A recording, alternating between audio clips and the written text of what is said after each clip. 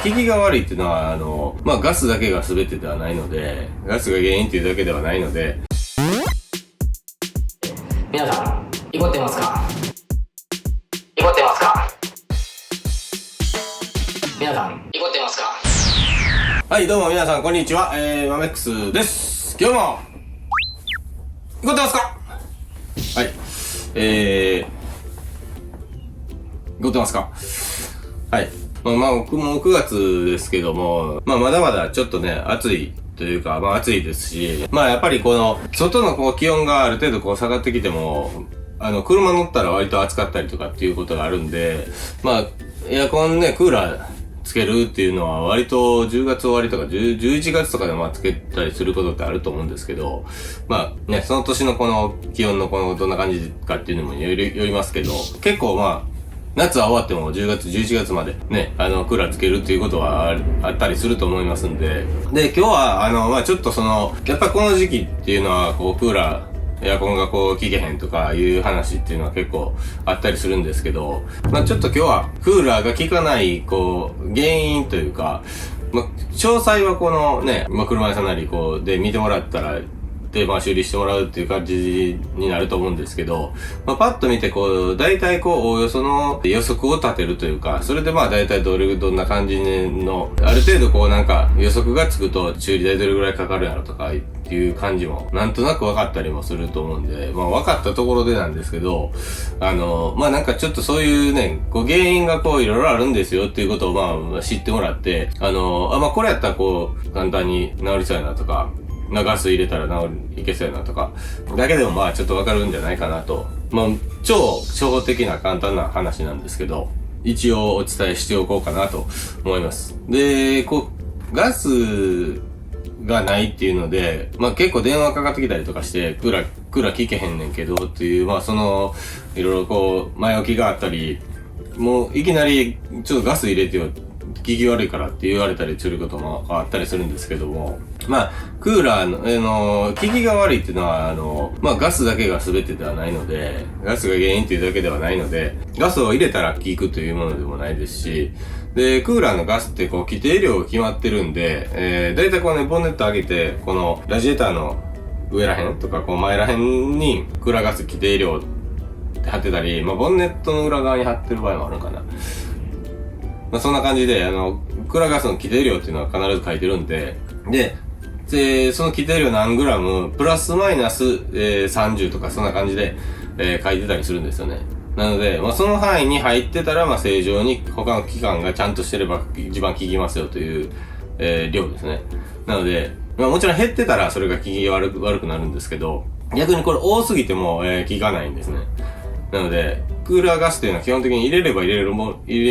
効くものではないと。ちゃんとこの規定量っていうのがあって、そこの範囲に入っている時が一番効くということですね。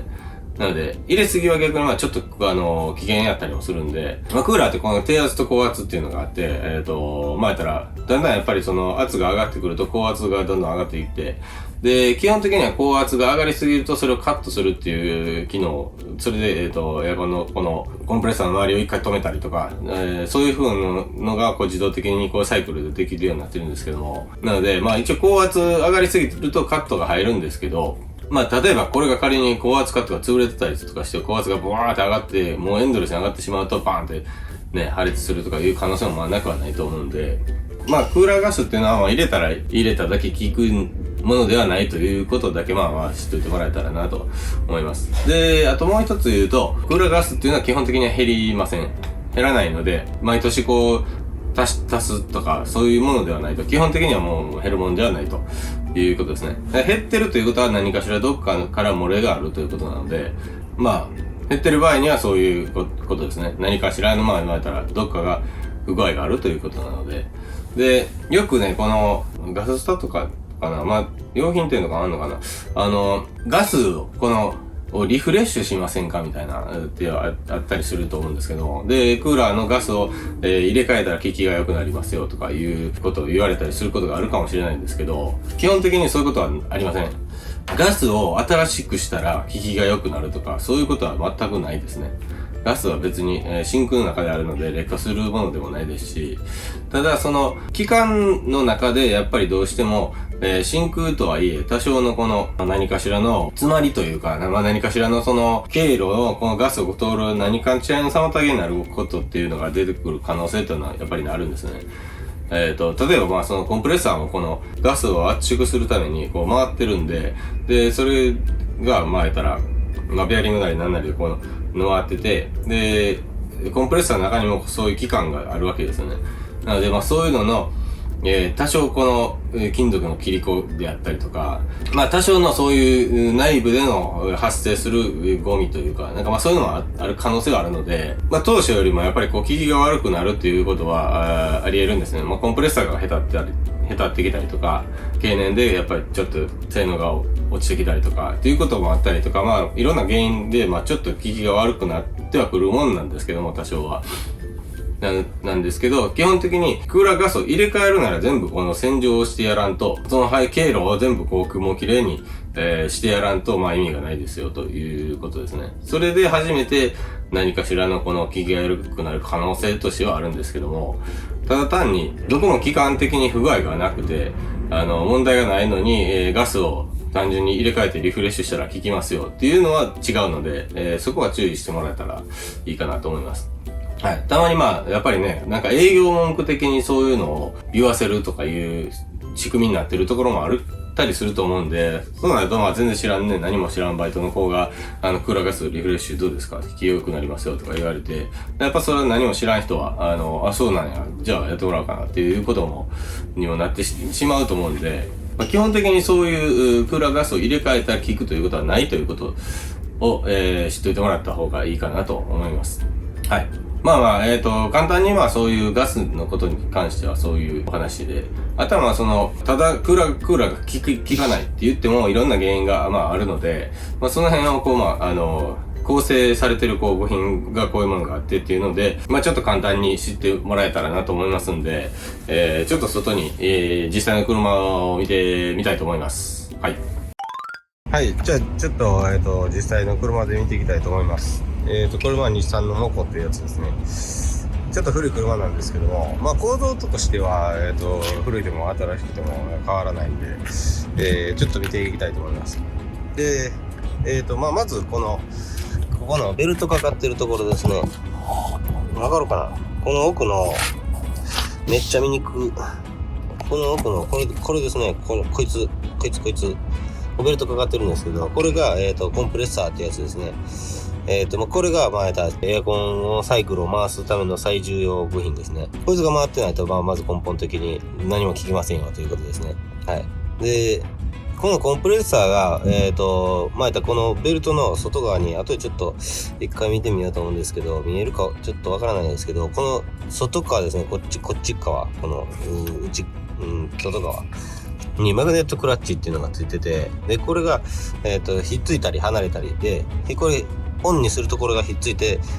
外側も一緒に回り出すと。で、オフにしたらそれが離れて、オフになるということで、で、さっき言ってたこの高圧カットが入ったりすると、一時的にこれがパンと離れて止まったりして、で、また圧が下がってくるとスイッチがパンと勝手に入って、また回ったりっていうことなので、これも後でちょっとエンジン回して一回見てみます。見えるかわからないですけど、ちょっと狭すぎて。はい。これが、だいぶ振動的なものですね。家のエアコンで言うと、室外機的なものですね。はい。で、こいつはやっぱりさっき言ってたように経年劣化で、ちょっとやっぱりだんだん能力が落ちてきたりはするので、それによって効きが悪いということもあったりしますね。なので、サイクルがちゃんとしてても、こいつのへたりによって効きが悪くなってるという可能性もありますね。で、こいつが赤になることで、全く効かないこともありますし、音が鳴ったりとか、エアコンが入ったり入らなかったりっていうこともありえますね。はい。で、それで言うと、もう一つが、この車、このバッテリーの奥にここについてるんですけど、こういうヒューズボックス、エンジンの中のヒューズボックスですね。の中に、こういう感じで、わかりますかね？リレーっていうのがあって、これいろんなリレーがあるんですけど、これもエアコンのリレーっていうのがあるんですね。マグネットクラッチっていう書き方をしてる場合もあるんですけど、これやったら、これ、AC、コンプレッサーですね。CP、SR。C コンプレッサーですね。これが、そもそものコンプレッサーに電気を送るためのリレーですね。でこれが赤になっててももう根本的にコンプレッサー回らないということですね。はい。なので、この全くこのコンプレッサーが回ってないという場合は、このリレーがダメやという可能性もありますね。はい。で、あとはこれですね。一番前に、このゲジゲジのやつ、絶対この車の一番前についてるんですけど、これの、裏側にラジエーターもあるんですけど、ラジエーターも同じようにこんなゲジゲジですね。なので、同じように見えるんですけど、手前側がコンデンサーですね。で、奥がラジエーターですね。これは、なんで前についてるかって言ったら、ラジエーターも一緒なんですけど、走ってる時で風当たりますよね。なので、その風によって、冷却してるというものですね。やっぱり、熱を持つので、このガス圧力が上がると、なので、これで冷やしてやるという感じですね。なので、走ってる時に、走行中にはよく聞くけど、アイドリングだったら聞けへんとかいうのって、こいつが、やっぱ走ってる時ってこれ風で冷えたりするんで、止まると風が全く入らないので、そこで差ができるということになりますね。はい。で、これの内側ですね、こっちの次内側に、ここの、これ分かりにくいな。わかりますかね、わからんか。このね、ラジエーターのこの内側ですね、エンジンルームのこの内側から見たらわかるんですけど、ラジエーターの内側にこっちめっちゃ見えにくいな。わからんか。ちょっとわかるか。こっちのもわからん。このね、内側に、扇風機みたいなのがついてるんですね。これ見えたかな、これ。扇風機が、見える。これが回ってるの分かります？ちょっとすいません。一人なんでピント合わせれないんですけど、今回ってたの分かりますかね？こんな感じで。これですね、これが電動ファン、冷却ファンってやつですね。これが、2個ついてるやつは、ラジエーター用とかコンデンサー用とか分かれたりとかするんですけど、軽音とか基本的に1個ですけど、これも回ったら、これは、エアコン入れた時は自動的に回りますね。絶対回ります。回ってない、もうエアコンオンにしてこれは回ってないともうダメやというものですね。だからエアコン入れたらこれ絶対回ってます。で、あとは、ラジエーターの水温ですね。エンジンの水温によって水温が上がってきたら回ったり、下がってきたら止まったりっていうことも繰り返します。なので、エアコンオンの時はこれが絶対回ってますね。なので、これが回ってないってことは、言ったらさっきのアイドリングで止まってる時とか停車中とかに、駐車中とかに効かないとかいうのは、こいつが回ってないと、風がもう全く入らないんで、もう効かないということにもなったりします。はい。こういう電動ファーというのがあって。で、あとこの奥に、このコンデンサーからこの辺伝っていって、これ高圧配管ですね。で、ここからこの中に入ってるんですけど、これ、わかります？こいつ。この変なやつ。こいつですね。これ。ピント合えへんから分かりにくいか。これ。合えへん。全然合えへん。これですね。これがエキスパンションバルブっていうやつで、液パンとか言うんですけど、こいつが、ここから室内に入るんですけど、こいつがもうめちゃくちゃ小さい穴になってて、で、ここから高圧から低圧にパッて解放される、室内で低圧に解放されるときに冷えるという性質を利用してるという感じですね。なので、こいつも経年劣化によって、めちゃくちゃ小さい穴なんで、こいつが詰まったりとか、こいつも経年でやっぱりちょっと穴が広がってきたりとかするので、全然ピントはね。なので、こいつも経年で赤になったりするという感じですね。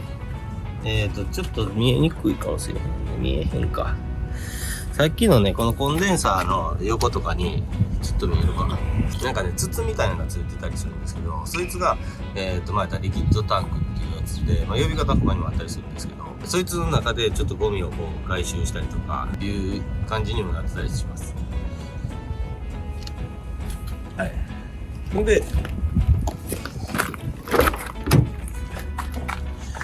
で、あと室内に入ったらここに、ファンモーターがありますね。これはヒーターもクーラーも同じですね。これが回ることで風が出るということですね。なので、風が全く出ないとか、風が弱いとかいうのは、こいつが回ってなかったりとか、フィルターが詰まってるとか、で、風量ですね。風量のスイッチが調整が効かないとかいう場合は、ここにこのレジスターってやつがあるんですけど、こいつがダメやとかいう可能性もありますね。で、これの奥に、この中ですね。この中に、エバポレーターっていうのがあるんですけど、これがさっきのコンデンサーみたいな、ちょっとゲジゲジみたいなやつのもっと小さい版があるんですけど、そいつの中にそのさっきの解放されて、ギンギンに冷えたガスが中に通ってて、で、そこにこの風を当てたら、冷たい風が出てくるということなんですけど、なので、トラックとか貨物車とか、昔の車とかもそうですけど、エアコンのフィルターがついてない車っていうのは、そこのエバポレーターのところに直接埃が付着したりとかして、で、そこに風が当たっても、風が通らないんで風量が弱くなると。風が弱くなったりとかもしますね。で、エアコンをかけると、車の下からポタポタ水が垂れてくるのは、このエバポレーターがもうキンキンに冷えてるところに風を当てることで、霜が出て、それが水滴になって落ちてくるという感じですね。はい。そういう感じになってます。で、で、エバポレーター通ったらまたコンプレッサーの方に、戻るという感じですね。なんか全然わかんないです。ほら。はい。そんな感じの仕組みになってます。はい。今、エンジンかけてみました。で、エアコンオンの状態ですね。オンの状態で、見えるかな？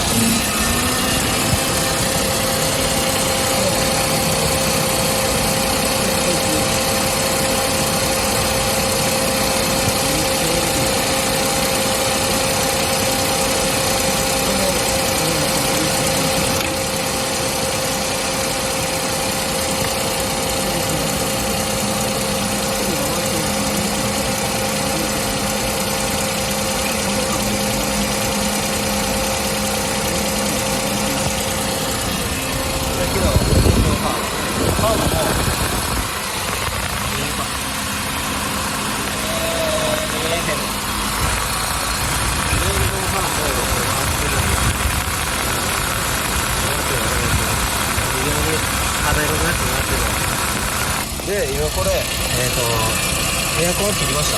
エアコンオフにしました。今は、さっきは、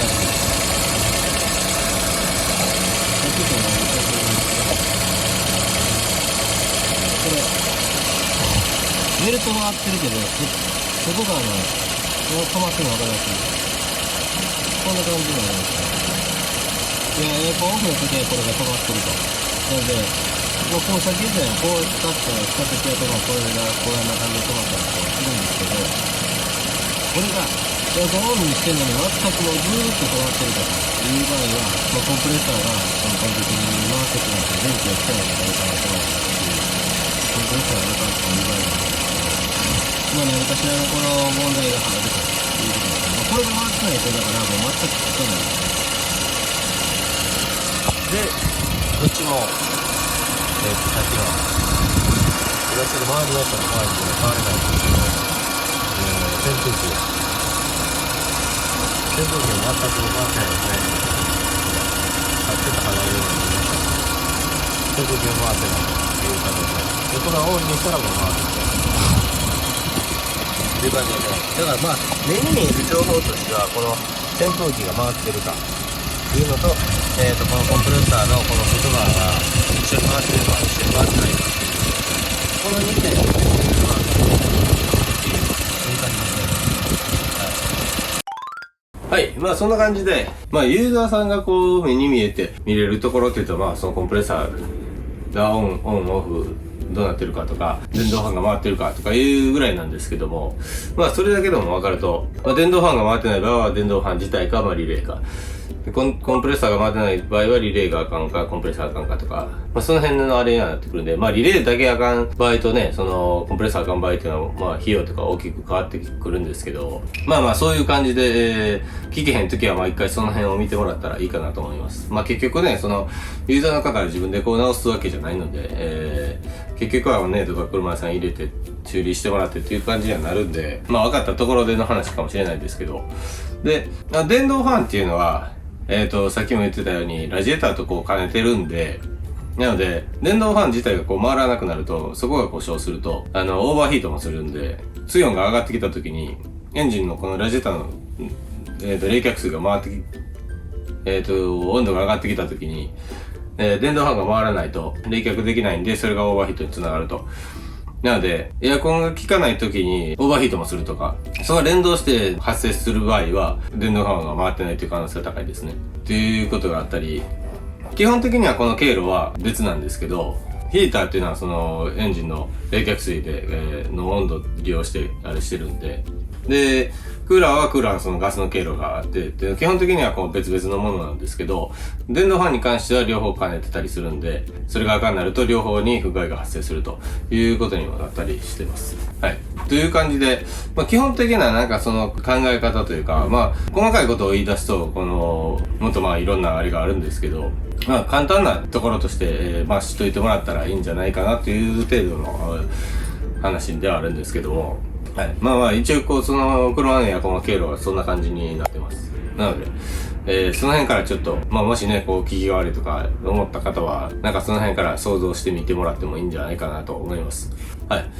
で、あとはね、軽温とかに関しては、もうこんだけ、もう最近クソ暑いんで、真夏になると。やっぱりその、コンプレッサーも、そのコンプレッサーの容量というか、能力っていうのはもう、車の大きさにもこう比例してるところはあるんで、なので、軽用のコンプレッサーとかやとやっぱり限界があるんで、なかなかこう、どうしてもこんだけ暑いと、ちゃんと効いてるけど、めっちゃ効き悪いわって感じるっていうことって普通にあるので、はい。必ずしも効きが悪いなと思うのは不具合ではないっていう可能性もあるので、はい。そうなってくるともうね、コンプレッサー皿変えたり、液パン変えたり、コンデンサーも変えてまうから、全部こう綺麗にね、一式こう変えらんと、元には戻れへんよということにもなってくるんで、もともとでもね、やっぱりどうしても、軽温とかだと、もうこのクソ暑い真夏の日中だと、効き悪いって感じるかもしれないんですけど、そのあたりはある程度こうしょうがないかなっていうところではあると思います。はい。とりあえずちょっとこのクソ暑でも、汗だくなってもイコール気もせえへんなってくるわっていう方もおられると思いますけども、またチャンネル登録とかいいねもイコってきたらしていただけると幸いです。はい。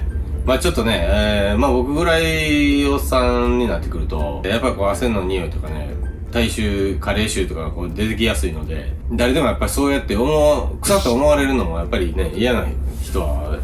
の方が多いかなと思いますんで、その辺のケアもね、できるだけしといた方がいいですね。と私は、最近ちょっと思います。自分の匂いってね、自分で分からへんかったりするんで、難しいですけど、意識をするということは大事かなと思って、僕も